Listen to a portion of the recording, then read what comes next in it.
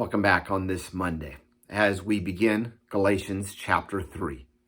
Remember that Galatians 2 focused on Paul's story of sharing how he came to the faith and what he did to proclaim the truth of the gospel, even confronting the apostle Peter when he started to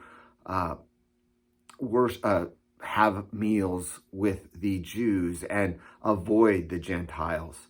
Paul called him out to his face. Let's begin with verse 1 of chapter 3. O foolish Galatians, who has bewitched you? It was before your eyes that Jesus Christ was publicly proclaimed as crucified. Let me ask you only this. Did you receive the Spirit by works of the law or by hearing with faith?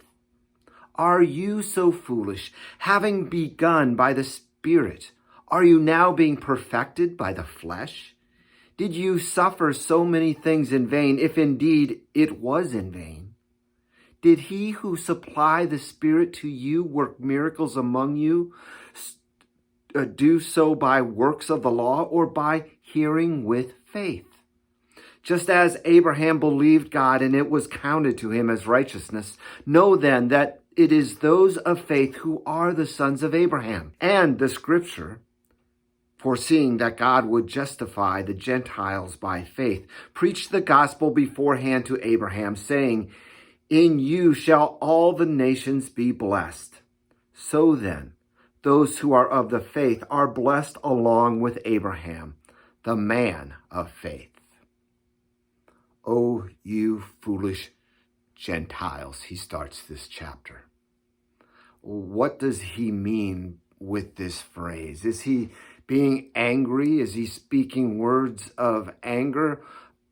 He's speaking this in a way to point out their foolishness, to make them break the trance that seems to be happening to them, to show them that he doesn't flatter them, but he shows them the truth. He speaks the truth to them, and he's going to do so now.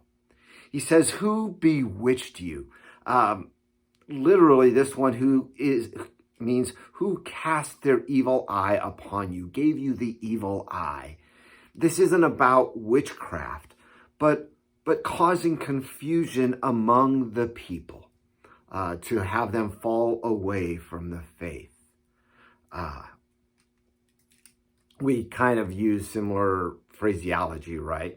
When we say, this guy is under her spell. Not that she literally has him under her spell, but she has maybe more control over him or is causing that person confusion. Here, bewitching them isn't talking about witchcraft again, but how they were having that confusion caused in their heart. And he ties that, moving from the casting the evil eye, but he says, was not before your eyes Jesus Christ publicly portrayed as crucified? By the way, that word Christ being crucified this is the second time it pointed this out, really showing that as a central theme. It's about Christ and his crucified, his crucifixion that really matters. Verse 2, he says, let me ask you only this, and this is the crux of the matter, right? Did you receive the Spirit by works of the law or by hearing with faith? Is it by works? Is it by faith? And then he gives 4 proofs in the next 4 verses that kind of shows that it was not by works, but by faith. He starts, are you foolish? You begun in the Spirit. Are you now being perfected by the flesh? In other words, are you making your completion by works of the flesh, by doing all of the right things? In other words, the answer is no. We started in the Spirit. We end by the power of the Spirit with us.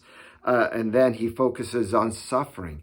Did you suffer so many things in vain because of your faith? Not because of your works, but because of your faith. The third one is in verse 5. Does he who supplied the Spirit to you and works miracles among you, do it by the works or by faith? Again, the answer is obvious. It is by faith. And the final one, he brings in Abraham. Abraham that he shows is not just for the Jews, but for all people. That Abraham believed God, and it was credited to him as righteousness. It wasn't that Abraham showed all of these things, but it was in his faith in God. And then it explains a little bit more of how Abraham was the father, not just of the Jews, but of all people. Verse 9 is a great way to end this section. So then, those who are of faith are blessed, along with Abraham, the man of faith. It is by faith that we are sons of Abraham, that we are part of his family, the one that God set out from the beginning, from early on in the Bible, to show that he would be the father not just of God's chosen people of the Old Testament, but to all of God's chosen people by faith. We continue looking at chapter 3 tomorrow, verses 10 through 14, just a short passage. It shows the curses that come from the law, as he shows the blessings that we have by faith. Come back tomorrow. We'll talk more about that. God bless.